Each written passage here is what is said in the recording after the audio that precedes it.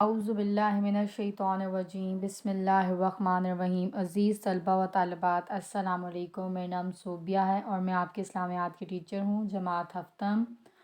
باب سوم سیرت طیبہ سبق فتح مکہ۔ آج ہم اس کی دہرائی کریں گے۔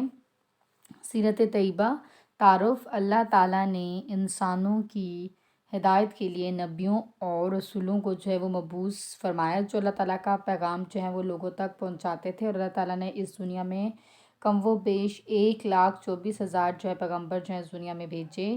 ہر نبی کی جو زندگی ہے وہ دوسرے انسانوں کے لیے کیا تھی؟ بہترین نمونہ ہوتی تھی۔ اور جو اللہ تعالیٰ نے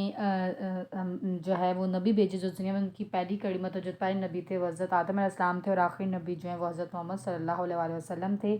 ہمارے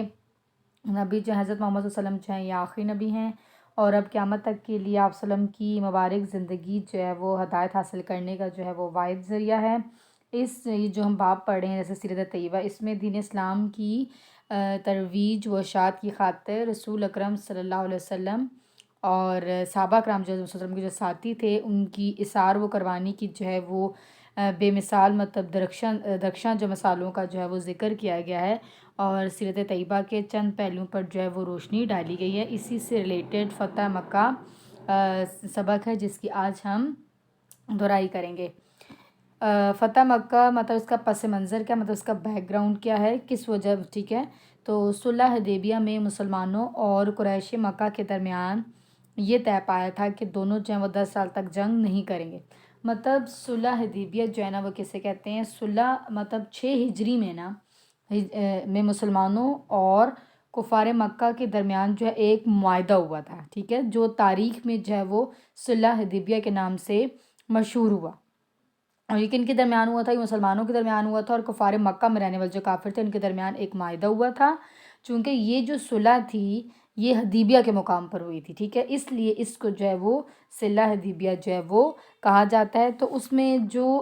شرائط تھیں ان میں سے ایک شرائط یہ تھی کہ اور صلح حدیبیہ میں مسلمانوں اور قریش مکہ کے درمیان یہ طے پایا تھا کہ دونوں 10 سال تک جنگ وہ نہیں کریں گے، اور عرب قبائل وہ جس فریق کے ساتھ ملنا چاہیں تو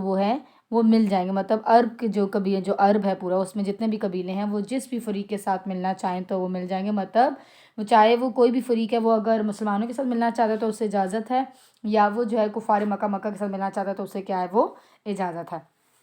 اب قبیلہ بنو خزاعہ مسلمانوں کا وہ حلیف بن گیا۔ قبیلہ جو تھا یہ بنو خزاعہ مسلمانوں کا حلیف بن گیا، مسلمانوں کے سائڈ پہ ہو گیا، مسلمانوں کے دوست بن گئے۔ جبکہ بنو بکر نے جو تھا دوسرا جو ایک قبیلہ تھا بنو بکر، اس نے کیا کیا، تو وہ قریش مکہ کے ساتھ انہوں نے معاہدہ کر لیا، ٹھیک ہے۔ بنو خزاعہ مسلمانوں کا حلیف بن گیا، اور جو بنو بکر ہے وہ قبیلہ جو تھا وہ قریش مکہ میں رہنے والے جو قریش کفار مکہ کے ساتھ انہوں نے معاہدہ کر لیا، اور پرانی دشمنی کی بنا پر کی وجہ سے بنو بکر نے وہ بنو خزاعہ پر وہ رات کی تاریکی میں حملہ کر دیا۔ اب بنو خزاعہ جو تھا مسلمانوں کا حلیف بن گیا تھا، مسلمانوں کو دوست تھا، تو بنو خزاعہ نے کیا کیا، مجبوراً انہیں اپنی جان بچانے کے لیے انہوں نے خانہ کعبہ میں پناہ لی۔ لیکن جو بنو بکر نے وہ حرم میں داخل ہو کر بنو خزاعہ کا خون بہایا، اللہ تعالیٰ کے گھر میں داخل ہو کر انہوں نے کیا کیا، وہاں پر بھی وہ نہیں رکے بلکہ انہوں نے کیا کیا کہ حرم میں بھی داخل ہو کر وہ بنو خزاعہ کا خون بہایا، انہیں قتل کیا۔ تو قریش مکہ نے جو مکہ میں رہنے والے جو کافر تھے انہوں نے کیا کیا تھا، بنو بکر کا تھا بھرپور ساتھ دیا تھا۔ تو بنو خزاعہ کے ایک وفد نے رسول صلی اللہ علیہ وسلم کی خدمت میں حاضر ہو کر عرض کی کہ آپ صلی اللہ علیہ وسلم کی خدمت میں حاضر ہوا اور درخواست کی کہ قریش اور بنو بکر نے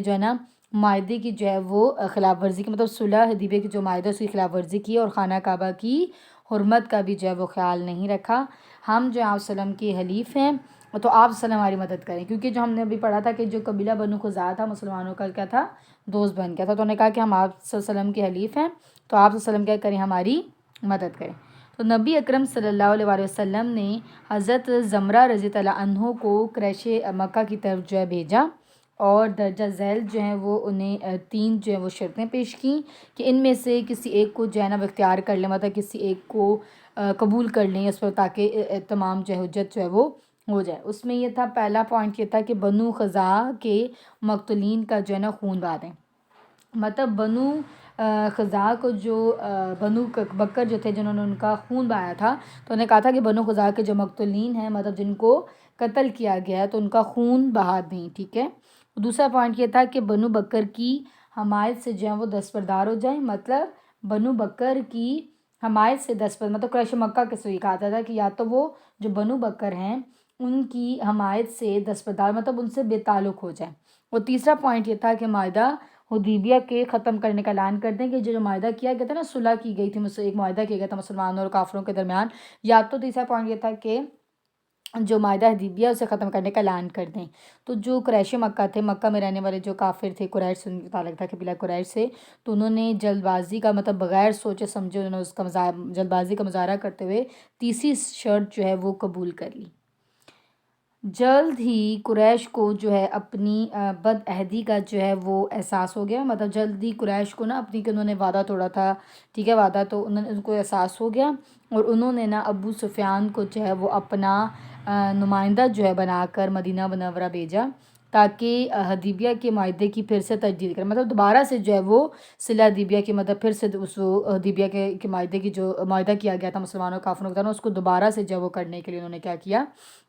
کہ ابو سفیان کو جو اپنا نمائندہ بنا کر انہوں نے مدینہ منورہ بھیجا۔ تو ابو سفیان جو ہے وہ رسول صلی اللہ علیہ وسلم کی خدمت میں حاضر ہوا، اور آپ صلی اللہ علیہ وسلم نے جو ہے اس سے کوئی جو ہے وہ جواب نہ دیا۔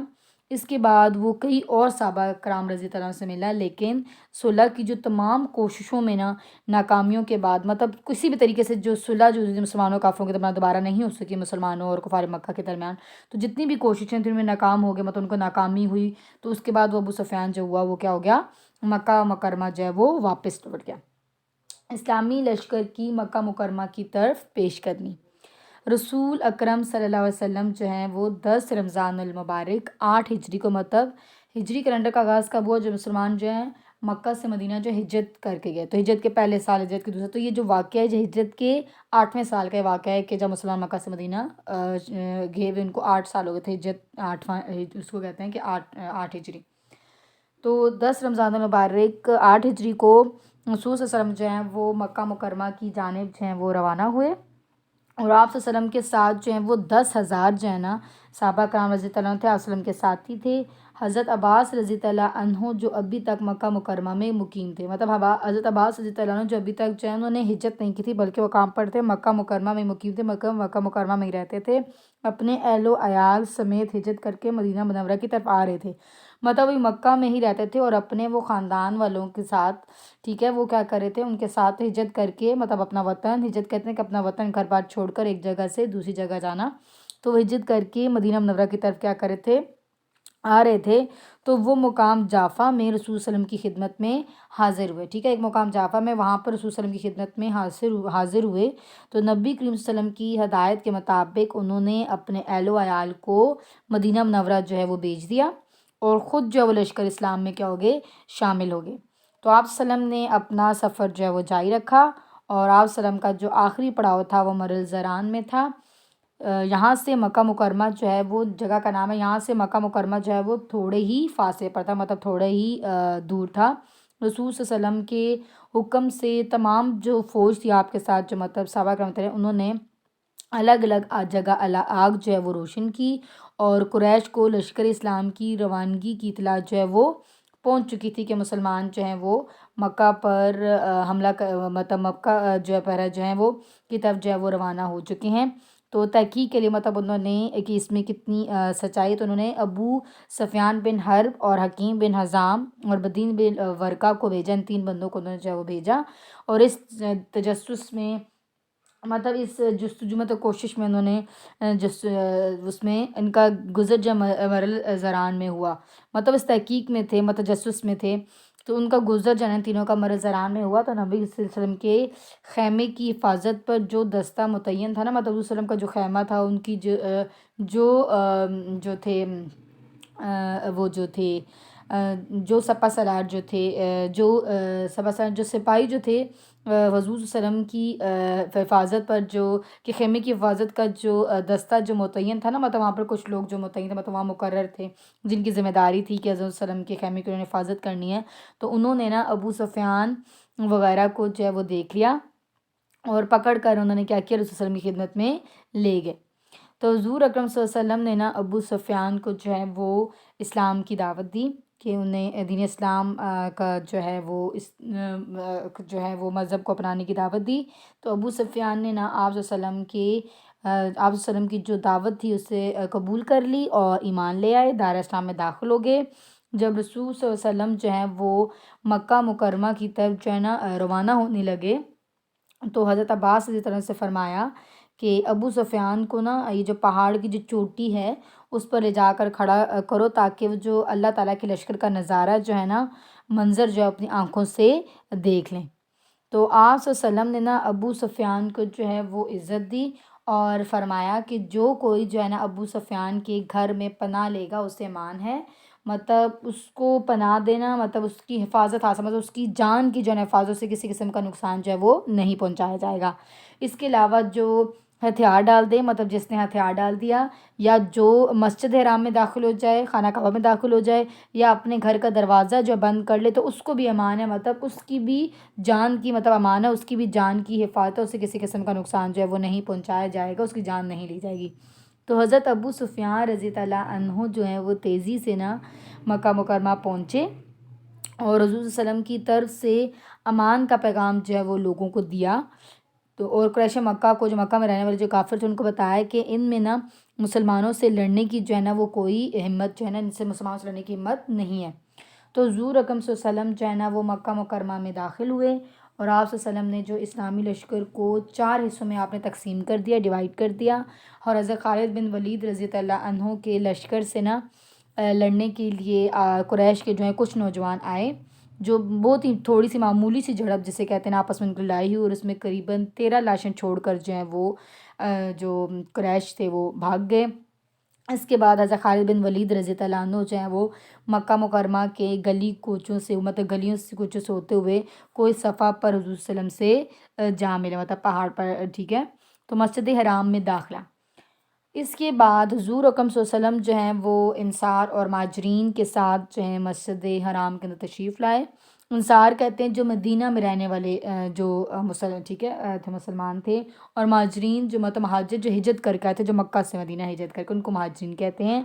تو انصار و مہاجرین کے ساتھ نا حضور صلی اللہ علیہ وسلم جو ہیں وہ مسجد حرام کے اندر جو ہے تشریف لائے۔ حجر اسود کو آپ نے چوما اور اپنی اونٹنی پر بیٹھ کر آپ نے بیت اللہ کا، اللہ تعالیٰ کے گھر کا طواف کیا۔ طواف کے بعد آپ نے حضرت عثمان بن طلحہ رضی اللہ عنہ سے جو ہے وہ خانہ کعبہ کی چابی لی، اور اس وقت آپ صلی اللہ علیہ وسلم کے ہاتھ میں جو ایک کمان تھی، ایک مطلب وہ کمان تھی، اور بیت اللہ کے اندر جو ہیں وہ 360 بت جو ہیں وہ رکھے ہوئے تھے۔ آپ صلی اللہ علیہ وسلم نے اسی جو کمان سے جو ہے وہ آپ نے خانہ کعبہ کے اندر رکھے ہوئے تمام بت جو ہیں وہ گرا دیے، اور آپ صلی اللہ علیہ وسلم جو ہیں بتوں کو ٹھوکر مارتے جاتے تھے اور کہتے جاتے تھے کہ حق آ گیا اور باطل جو ہے مٹ گیا، بے شک جو ہے وہ باطل مٹنے ہی والا ہے۔ آپ صلی اللہ علیہ وسلم نے خانہ کعبہ میں جو ہے وہ کے اندر جو ہے نماز ادا فرمائی اور پھر باہر تشریف لائے، اور قریش جو ہیں جو مکہ میں رہنے والے جو کافر تھے، قریش جن کا تعلق قبیلہ قریش سے تھا، وہ مسجد حرام میں صفے باندھے کھڑے تھے، اور آپ صلی اللہ علیہ وسلم نے اللہ تعالیٰ کی حمد اور ثنا کے بعد، جو اللہ تعالیٰ کی تعریف اور ثنا کے بعد آپ نے قریش سے فرمایا کہ قریش کے لوگوں، تمہارا کیا خیال ہے کہ میں تمہارے ساتھ کیسا سلوک کرنے والا ہوں؟ تو وہ بولے اچھا، آپ صلی اللہ علیہ وسلم جو ہیں وہ شریف بھائی ہیں اور شریف بھائی کے صاحبزادے ہیں۔ تو آپ صلی اللہ علیہ وسلم نے فرمایا کہ میں تم سے وہی بات کہہ رہا ہوں جو حضرت یوسف علیہ السلام نے اپنے بھائیوں سے جو ہے وہ کہی تھی، آج تم پر جو ہے کوئی سرزش جو ہے وہ نہیں ہے، جاؤ تم سب جو وہ آزاد ہو۔ مطلب سرزش کے مطلب آپ نے ان کو اس دن مطلب کہ معاف کر دینا، بدلہ لینا، یا ڈانٹ، آپ نے ان کو اس دن ڈانٹا نہیں بلکہ کہا کہ آج تم پر کوئی سرزش نہیں ہے، مطلب آپ نے ان کو کوئی ان سے بدلہ نہیں دی، ٹھیک ہے، اور آپ نے کہا مجھے تم پر کوئی سرزش نہیں ہے، جاؤ تم سب آزاد ہو۔ اس موقع پر آپ صلی اللہ علیہ وسلم نے عفو و درگزر سے کام لیتے ہوئے قریش مکہ کو معاف کر دیا، اور خانہ کعبہ کو جو ہے تمام بتوں سے پاک کر دیا، اور آپ وسلم کے عفو و درگزر اور رحم دلی سے جو ہے نا قریش مکہ بھی جو ہے، جو مکہ میں رہنے والے جو کافر تھے وہ بھی مان لے آئے۔ عفو درگزر کا مطلب ہوتا ہے کہ معاف کر دینا، بتا لینا، آپ نے سب کو کیا کر دیا، معاف کر دیا۔ آپ صلی اللہ علیہ وسلم کی زندگی جو ہے وہ پوری زندگی جو ہے وہ عفو درگزر کا جو تھی وہ اعلیٰ نمونہ تھی۔ اہل مکہ جو تھے نا، مکہ میں رہنے والے جو لوگ تھے، آپ صلی اللہ علیہ وسلم کے جانی دشمن تھے، اور ان کے ظلم و ستم کی وجہ سے جو ہے نا آپ مکہ مکرمہ سے ہجرت کر کے مدینہ منورہ چلے گئے۔ انہوں نے نعوذ باللہ آپ صلی اللہ علیہ وسلم کے قتل کی سازشیں بھی کیں، مگر جب مکہ فتح ہوا تو آپ صلی اللہ علیہ وسلم نے کسی سے بدلہ نہ لیا، بلکہ آپ صلی اللہ علیہ وسلم نے سب کو معاف کر دیا۔ اب ہم اس سبق کی جو ہے وہ مشق کرتے ہیں، خالی جگہ پر کریں۔ اب آپ نے کی جو ہے یہ سبق آپ کی جو ہے یہ دہرائی تھی، تو یہ آپ نے کام جو ہے دوبارہ نہیں کرنا، بلکہ آپ نے اس کو اچھے طریقے سے جو ہے یاد کرنا ہے۔ خالی جگہ پر کریں۔ قبیلہ بنو خزاعہ اور بنو بکر میں دور جاہلیت سے دشمنی اور جو لڑائیاں جو ہیں وہ چلی آ رہی تھیں۔ فتح مکہ کے موقع پر آپ صلی اللہ علیہ وسلم کے ساتھ جو ہیں وہ 10,000 صحابہ کرام رضی اللہ عنہ تھے۔ حضرت عباس رضی اللہ عنہ نے ابو سفیان کو امان دی۔ آپ صلی اللہ علیہ وسلم نے طواف اپنی اونٹنی پر بیٹھ کر فرمایا، میں تم سے وہی بات کہہ رہا ہوں جو حضرت یوسف علیہ السلام نے اپنے بھائیوں سے کہی تھی۔ درست جواب پر ٹک کا نشان لگائیں۔ کافروں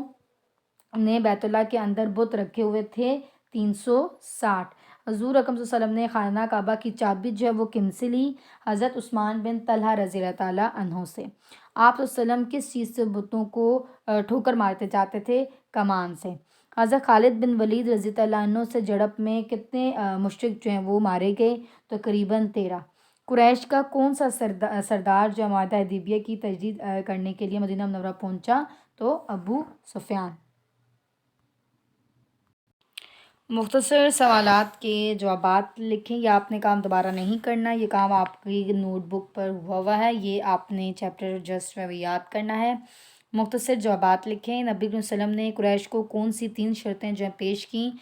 تو حضور صلی اللہ علیہ وسلم نے جو ہے قریش کو جو ہے وہ درجہ ذیل جو ہے وہ 3 شرطیں پیش کی تھیں۔ پہلی تو یہ تھی کہ بنو خزاعہ کے مقتولین کا جو ہے وہ خون بہا دیں۔ دوسری شرط یہ تھی کہ بنو بکر کی حمایت سے دستبردار ہو جائیں، مطلب ان کی حمایت سے بے تعلق ہو جائیں، اور تیسری شرط یہ تھی کہ معاہدہ حدیبیہ کے ختم کرنے کا اعلان کرتے ہیں۔ لشکر اسلام نے مرزران پہنچ کر کیا کام کیا؟ تو لشکر اسلام نے جو ہے مرزران پہنچ کر حضور صلی اللہ علیہ وسلم کے حکم سے تمام فوج نے الگ الگ جو ہے وہ آگ روشن کی اور پڑاؤ ڈالا، مطلب وہاں پر ٹھہرے۔ حضور صلی اللہ علیہ وسلم نے ابو سفیان رضی اللہ عنہ کی عزت افزائی جو ہے وہ کس طرح فرمائی؟ تو آپ صلی اللہ علیہ وسلم نے جو ہے ابو سفیان کو عزت دی اور فرمایا کہ جو کوئی جو ہے وہ ابو سفیان کے گھر پناہ لے گا اس سے امان ہے۔ حضور صلی اللہ علیہ وسلم بتوں کو ٹھوکر مارتے ہوئے کیا فرماتے جاتے تھے؟